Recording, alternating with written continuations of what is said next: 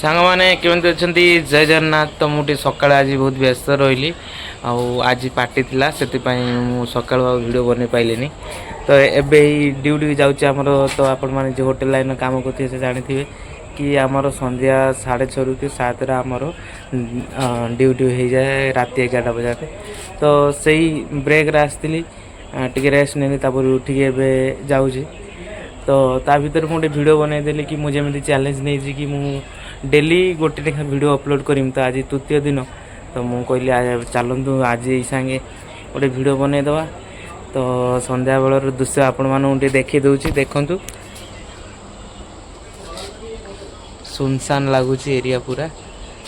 ଆଉ ସେପଟ ସାଇଡ଼୍ରେ ଅଛି ଯେ, କିନ୍ତୁ ମୁଁ ଟିକେ ମାନେ ଏପଟକୁ ଏତେ ଡେଭଲପମେଣ୍ଟ ହେଇନି ଦେଖନ୍ତୁ, କିନ୍ତୁ ଘର ଦ୍ୱାର ବାଗା ସବୁ ଚାଲିଛି।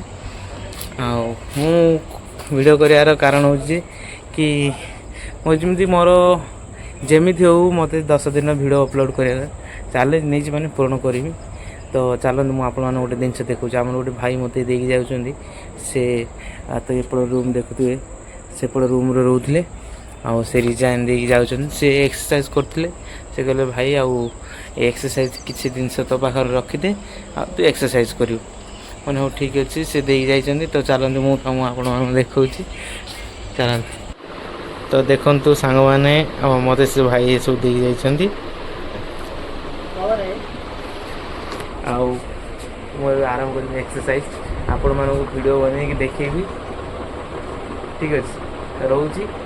ଜୟ ଜଗନ୍ନାଥ।